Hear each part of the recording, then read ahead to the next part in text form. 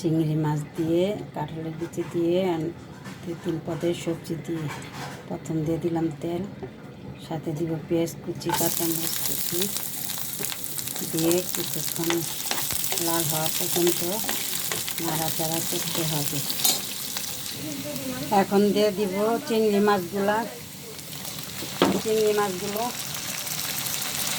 দিয়ে ভালো করে নাড়াচাড়া করতে হবে।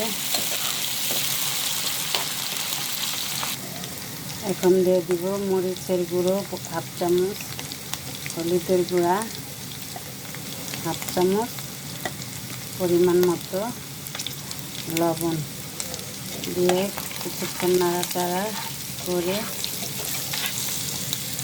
এখন দিয়ে দিব সামান্য পরিমাণ পানি দিয়ে হালকা একটু নাড়াচাড়া করে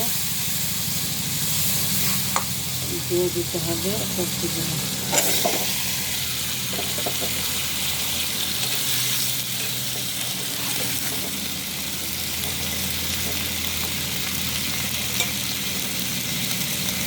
এখন কষানো পর্যন্ত ঢেকে দিতে হবে।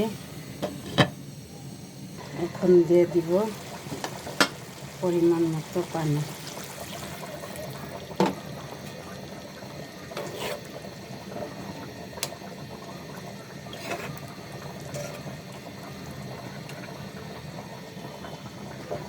এখন ঢেকে দিব সিদ্ধ হওয়া পর্যন্ত। এটা আমার রান্না হয়ে আসছে। এখন দিয়ে দেব ধনেপাতা কুচি,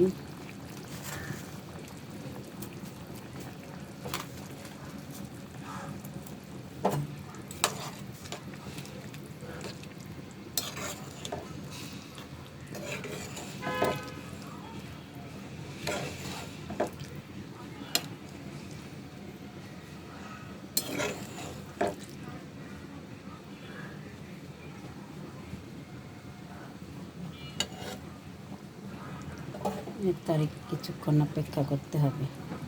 এই তো আমার রান্নাটা শেষ হয়ে গেছে। আল্লাহ হাফেজ।